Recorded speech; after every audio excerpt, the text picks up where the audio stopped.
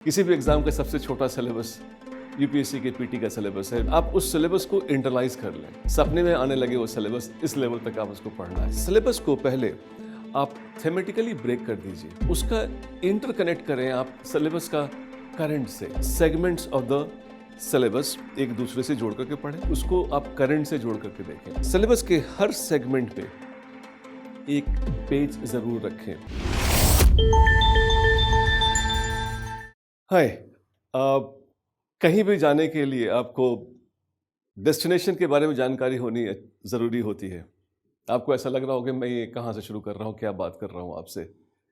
आपका डेस्टिनेशन अगर यूपीएससी का एग्ज़ाम क्लियर करना है तो वेरी ऑब्वियस उसके जो सिलेबस है उसको समझना बहुत ज़रूरी है। आज के इस वीडियो में I am just going to talk to you how to decode the UPSC syllabus. उसके बारे में कुछ मैं अपने एक्सपीरियंस से कुछ आपको पॉइंट्स बताऊंगा। डेफिनेटली जो लोग तैयारी शुरू करने जा रहे हैं या कुछ लोगों ने जिनकी तैयारी थोड़े किसी स्टेज तक पहुंच चुकी है, उनके लिए ये बहुत ही इंपॉर्टेंट वीडियो होने वाला है। I would like to tell you one very important thing here, that you should have absolute clarity of your syllabus. अब सिलेबस देखा जाए तो अगर यूपीएससी का सिलेबस देखा जाए तो 3 लेवल के लिए अलग अलग सिलेबस हैं। कुछ पीटी का सिलेबस अगर हम बात करते हैं तो बहुत ही इंडिकेटिव सिलेबस है। शायद किसी भी एग्जाम का सबसे छोटा सिलेबस यूपीएससी के पीटी का सिलेबस है, और इसमें अगर मैं ऐसा कहूँ कि सिलेबस है और नहीं है तो भी कुछ गलत नहीं होगा, है भी और नहीं भी है। तो that is one thing which I like you to keep in mind about the syllabus of PT. वो बहुत ही इंडिकेटिव है, उसको पढ़ लें आप। दूसरी चीज़ मैं चाहूँगा कि आप मेंस का सिलेबस देख लें। मेंस का सिलेबस थोड़ा डिटेल है, लेकिन उसमें कैसे डिक्रिप्ट करना है उसको मैं बाद में बताऊँगा। पहले मैं ये बता दूँ कि आप उस सिलेबस को इंटरलाइज कर लें। Read them as many times as possible so that they are stuck to your mind. आपके दिमाग में उस सपने में आने लगे वो सिलेबस, इस लेवल तक आप उसको पढ़ना है, इतनी बार पढ़ना है। जब आपने इतनी बार पढ़ लिया कि वो अपने आपके दिमाग में बिल्कुल इम्प्रिंट हो जाता है, तो उसके बाद मैं चाहूँगा कि आप एक और सिलेबस है इंटरव्यू का, जिसके बारे में किसी को कई बार एहसास भी नहीं होता है कि उसका एक सिलेबस है। सिलेबस इंडिकेटिव है, उसमें वो लिखते हैं कि आपको ये चीज़ें आपसे अपेक्षित हैं। These are the things which are expected of you. I would be happy, very happy actually, if you could possibly read that and also try to internalise. खैर, यहाँ पे जैसा मैंने बताया कि पीटी का सिलेबस बहुत ही इंडिकेटिव है, तो यहाँ पे मैं ज़्यादा फोकस करने वाला हूँ मेंस के सिलेबस के डिक्रिप्शन के बारे में, मेंस के सिलेबस को समझने के बारे में। एक जो उसमें चीज़ें मैं चाहूँगा कि सिलेबस को पहले आप थेमेटिकली ब्रेक कर दीजिए, थीम्स बना लीजिए। ब्रॉडली मैं देखता हूँ अगर मेंस का सिलेबस तो उसमें 67 themes and quite a few सब थीम्स आते हैं उसको। ये मेरे हिसाब से टूट सकता है, आपके हिसाब से शायद वो 55 भी टूट सकता है, 75 भी टूट सकता है। तो उसको तोड़ लें मेजर पॉइंट्स में और उसके सब पॉइंट्स बना करके लिख लें। और उन सब सब पॉइंट्स का जो पहला डिक्रिप्शन का कंपोनेंट आपको यूज़ करना है वो ये कि उनका आप ये देखें कि इंटरकनेक्ट क्या है दूसरे सिलेबस के सेगमेंट से। जैसे फर्ज कर लीजिए अगर मैं लेता हूँ पेपर 1 में सोशल इश्यूज है, वहाँ पे अगर आपने वुमेन का एक इशू ले लिया तो वुमेन का issue is also connected with paper 2, जहाँ पे कोई पॉलिसी बन सकती है, एडमिनिस्ट्रेटिव इशूज हो सकता है वुमेन के लिए। सेम चीज़ अगर वुमेन को हम लेकर जाते हैं पेपर 3 में तो वहाँ पर भी आप देखें कि आप डिजास्टर मैनेजमेंट से जोड़ सकते हैं उसको, या फिर उसको इकोनॉमिक एंगल से वुमेन इश्यूज को जोड़ सकते हैं। पेपर 4 में वेरी ऑब्वियसली आप वुमेन का इशू देख सकते हैं जो कि आपके एथिकल एंड मोरल कनेक्ट से जुड़ता है। तो I would like you to have those topics and then establish the interlinking with different segments of the syllabus. क्योंकि आप जब तैयारी करते हो तो तैयारी आपकी बहुत साइलोस में होती है कि इकोनॉमी की तैयारी कर रहे हैं, पॉलिटी की कर रहे हैं, ज्योग्राफी की, डिजास्टर मैनेजमेंट की, एथिक्स की। लेकिन जब क्वेश्चंस आते हैं तो क्वेश्चंस काफ़ी इंटरलिंक्ड होते हैं, इंटर रिलेटेड होते हैं। तो that interlinking I would like you to actually develop on your own, कि कैसे उनको जोड़ा जा सकता है, कैसे उनके इंटरकनेक्ट बन सकते हैं, and that is extremely vital. अब इंटरकनेक्ट ऑफ द सिलेबस के बाद जो नेक्स्ट आता है कि उसका इंटरकनेक्ट करें आप सिलेबस का करंट से। क्यों करंट कहीं कोई लिखा हुआ नहीं है। पुराने ज़माने में जो सिलेबस हुआ करते थे उसमें करंट का एक अलग डायमेंशन हुआ करता था। मेंस का जो पुराना सिलेबस होता था 2013 से पहले का, उसमें करंट का एक अलग सेगमेंट होता था। यहाँ पे हर जगह कुछ एक undercurrent of the current है।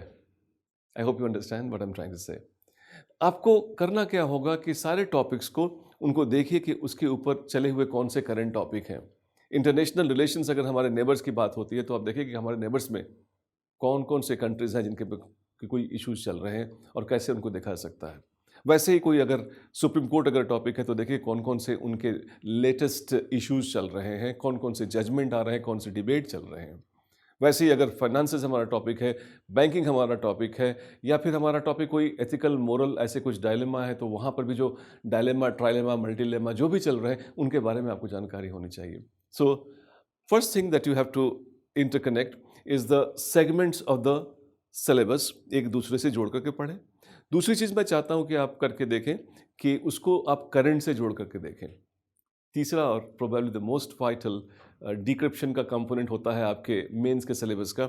उसको आप इसके सिलेबस से को देखें कि कैसे वो मेंस में रिफ्लेक्ट करता है क्वेश्चन के फॉर्म में, क्योंकि अल्टीमेटली आपको क्वेश्चन का जवाब देना है। यूपीएससी को थोड़ी बताना है कि आपने ये सारे सेगमेंट हैं आपके जो कि यहाँ आते हैं, फर्ज कर लीजिए कि पेपर 1 के, पेपर 2 के, नहीं, ऐसा कुछ भी नहीं करना। आपको तो आंसर करना है। और ये भी ध्यान रखिए कि यूपीएससी जब क्वेश्चंस पूछती है तो ये कह के नहीं पूछती है कि आपसे डिजास्टर मैनेजमेंट के क्वेश्चन पूछ रही है। वो तो क्वेश्चन पूछते हैं चाहे उसमें सोशल एंगल भी हो जाए, या फिर टेक्नोलॉजिकल एंगल हो जाए, ज्योग्राफिकल एंगल हो जाए, इन्वायरमेंटल एंगल हो जाए, एथिकल एंगल हो जाए, वहाँ पे आपको इंटरकनेक्ट बहुत हेल्प करेंगे। Basically you would also be able to see कि एक टॉपिक कैसे अलग अलग सेगमेंट ऑफ सिलेबस से जुड़ता है, और ये भी देख पाएंगे कि अगर उन्होंने कोई क्वेश्चन पूछा है, फर्ज कर लीजिए G20 पे क्वेश्चन पूछा है, तो कौन सा कंटेक्स्ट है जिसकी वजह से G20 पे पूछा, तो करंट का भी कनेक्ट और प्रीवियस ईयर्स के क्वेश्चंस का कनेक्ट भी दे सकते हैं। और ये क्वेश्चंस का जो कनेक्ट है, मैं चाहूँगा कि आप पीटी के और मेंस के दोनों के क्वेश्चंस को देख कर करें। मेंस का क्वेश्चन भी आप जानते ही हैं कि करंट ना बोलते हुए भी करंट के आसपास होता है, और पीटी के क्वेश्चंस भी, चाहे उसका जो फॉर्मेट चेंज हो चुका है इस साल से, उस नए फॉर्मेट में भी बहुत सारा अंडर करंट है, उसके जो इश्यूज चल रहे हैं उनमें से जुड़ा हुआ है। क्योंकि आप देखेंगे कि कोई भी इश्यूज, अगर हमारे ऑनरेबल प्राइम मिनिस्टर कहीं जा कर के कोई फंक्शन अटेंड करते हैं, कोई किसी के स्टैचू के पास जाते हैं, तो कई बार उनके फिलॉसफी पे क्वेश्चन बन जाता है। तो one has to be very clear and careful about जो इश्यूज जो कंट्रीज में चल रहे हैं, उसको कैसे हम, उसका कंसेप्चुअल, उसका कैसे हम कंटेक्चुअल, और उसके कैसे कंटेंट को देख लें। क्योंकि ये पीटी का एग्जामिनेशन भी अब आप जानते हैं, it's not based on all those technique, it's based on content. अगर आपका कंटेंट अच्छा है और कंटेंट को आपने करंट से क्रॉस करा रखा है, तो आई एम श्योर आपकी प्रिपरेशन जो हो रही है वो बहुत ही होलसम प्रिपरेशन हो रही है, और मेंस का सिलेबस खास करके उस करंट को ज़रूर कनेक्ट करता है। इसके अलावा मैं चाहूँगा कि आप सिलेबस के हर सेगमेंट पे एक पेज ज़रूर रखें। व्हेन आई से सेगमेंट, आई मीन सब सेगमेंट। सब सेगमेंट पे एक पेज रखें, और वहाँ पर कुछ भी आपके पॉइंटर्स जो आते हैं, चाहे तो कंटेंट के जो मेन बॉडी है उससे आता है, या फिर वो करंट का कंटेक्स्ट से आता है, उसको एक जगह ज़रूर लिख लें, और try reading them as often as many times as possible, so that you are in a position to really understand how the whole thing is evolving. In fact मैं आप लोगों से सब यही एक रिक्वेस्ट करूँगा कि spend time with the syllabus. Syllabus के साथ जितना टाइम आप बिताएंगे, उतनी आपकी फेमिलियरिटी बढ़ेगी, उतना आपका अंडरस्टैंडिंग बढ़ेगा, उतना आपका कॉम्प्रिहेंशन बढ़ेगा, and you would be in a position to really expect some questions which we'll be seeing in the mains examination. So it is extremely vital that you have decrypted the syllabus, and your decryption is your decryption. मैं अगर करके उसको आपको दे दूँ यहाँ पर link में, that is not going to help. आज रात को आप बैठें, सिलेबस को तोड़ें, उसके इंटरकनेक्ट को समझें, उसके करंट को कनेक्ट को समझें, और साथ के साथ ये भी समझ लें कि उसका जो क्वेश्चन का जो एक्सप्रेशन है उसमें वो कैसे रिफ्लेक्ट हो रहा है। अगर ये सारी चीज़ें आप समझ रहे हैं तो आपने एक बहुत बड़ा काम कर लिया है। आप अपने डेस्टिनेशन को पहचान चुके हैं, और डेस्टिनेशन को एक बार पहचान चुके हैं तो आपकी यात्रा बहुत ही सफल ही नहीं, सुखद भी होगी। Otherwise normally general studies by definition is extremely amorphous, और उसकी तैयारी भी अमॉर्फस हो जाती है। अगर ये आपने डिक्रिप्ट जो मैंने बताया आपने कर लिया है मेंस के सिलेबस को, I am sure that you would have a very very organised preparation. हमेशा की तरह हमारी बेस्ट विशेस भी आपके साथ हैं।